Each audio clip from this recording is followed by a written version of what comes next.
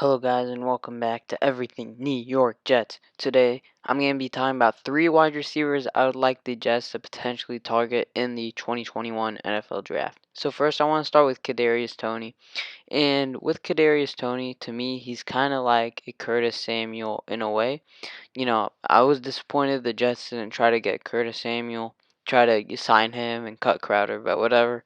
And so this guy's going to be what you can get in Curtis Samuel, So he's going to be projected around first round, early second round type player, but what he provides is he's going to be providing over the top. He can run deep.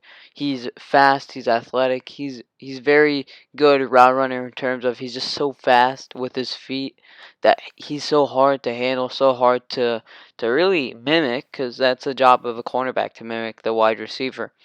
He's very fast, but to me, he seems like a very good gadget player in the next level to where you can kind of have him motioning. You watch the Chiefs offense, how they kind of move Tyreek Hill all around the field. They kind of have him motioning left, motioning right. The defense is always trying to contain him because he could break off for a run for 20 yards, or he could, beat you down the field for 60 yards. And that's kind of what I see in Kadarius Toney. Now, here's the thing. I just don't think the Jets are going to pick him unless he falls to the second round pick. And here, it's simple. It's simple. My reasoning is the interior offensive line is just so bad for the New York Jets. They really need to get a guard at 23. I mean, that we didn't sign a lineman, but we signed Corey Davis in free agency. So we bolstered up the wide receiver core. We still need to bolster up the interior offensive line core. We lost Pat Affline. Pat Affline. I don't know how you pronounce his name, but you get the point. We basically have no depth at that guard position. No depth at all. Okay, so the next person I think the Jets should look at is a guy who's projected to go second, third round. To me, he's potentially a first round talent. Amari Rodgers out of Clemson. So I'll tell you how I kind of got into his game. So I like evaluating quarterbacks. Not really evaluating, just kind of evaluating, just kind of watching them, see who I like, see who I don't like. Especially this year, since the Jets could potentially select a quarterback. And in this case, I watched Trevor Lawrence getting a feel for his game. And there's one guy who popped off the screen when I watched Trevor Lawrence, and it's Amari Rodgers. This guy is constantly making big plays. He's a very, very good route runner. He's pretty dang fast. But you watch him. Trevor Lawrence throws a screen pass and he's gone. He can run for 50 yards and score a touchdown. He's constantly Trevor Lawrence's number one option. He goes up and he gets that ball. I think I think the second or third round, this guy's a steal in my opinion, and I think the Jets know that too because if I am correct, and I hope I'm correct, because I'm pretty sure, like 90% sure, the Jets actually brought Amari Rodgers to a meeting, so there's clear interest, and I really do think if Jets select a wide receiver, it's gonna be Amari Rodgers. He he can do it all really. I think he's very good at everything. He's gonna be a guy. We need more wide receiver options. Corey Davis, Denzel Mims, Amari Rodgers. Now we can then have Jamison Crowder, then the Smith brothers. Uh, yeah, I think that that's a decent wide receiver core. We're definitely improving in this case. Like I said, man, Amari Rodgers. I think he's like a first round talent, honestly, wide receiver. Like I think he's very underrated, but it's just with so much talent at wide receiver every single draft class.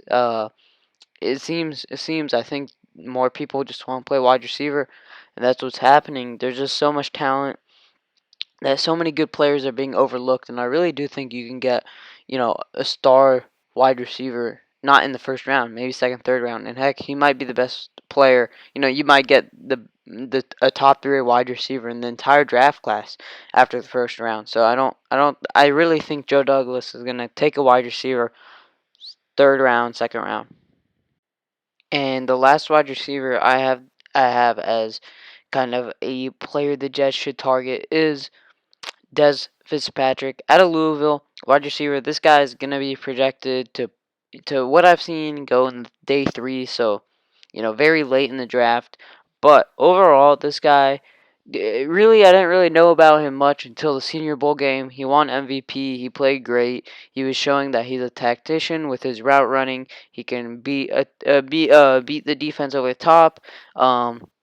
He can make contested catches. Yeah, you watch his Senior Bowl game. He made a very nice contested catch and if I remember correctly, a very nice toe tap as well on the sideline. But here's the thing with Fitzpatrick, which is also nice, is he's from Louisville. Maybe he has a connection with Mekhi Becton, so some chemistry. So maybe they push each other to become better players. Little things like that might really benefit him. But overall, this guy is very underrated. From what I watched in the Senior Bowl game, I don't see why he's available. Let's say in the sixth, seventh round. Well, why not the Jets select him? I mean, this guy, just need wide receiver depth. This guy, at the very least, is going to be a good rotational player for the New York Jets, and especially the Jets just don't hit on, Amari Rodgers. They can't get a Kadarius Toney. They can't really get any other wide receivers. They want to fill different needs, and he's there sitting in the sixth round, fifth round, seventh round. Yeah, I would 100% draft him. I think he's gonna fill a need of. We just need more depth. We got destroyed by injuries last year, and that's the reality of the situation. We had Chris Hogan as wide receiver, as one of our main wide receivers last year, and come on, that's horrible.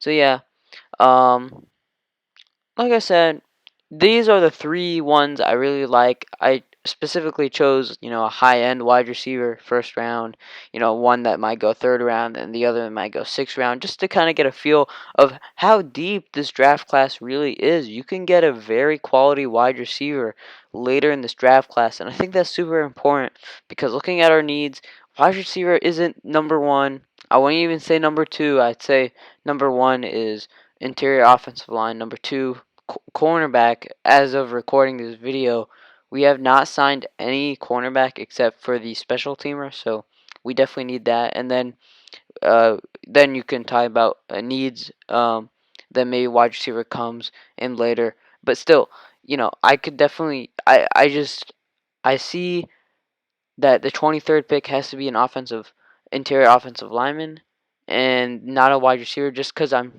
how deep this draft class is. You can get an Amari Rodgers in second round, third round. You can get a guy like Dez Fitzpatrick in the sixth round.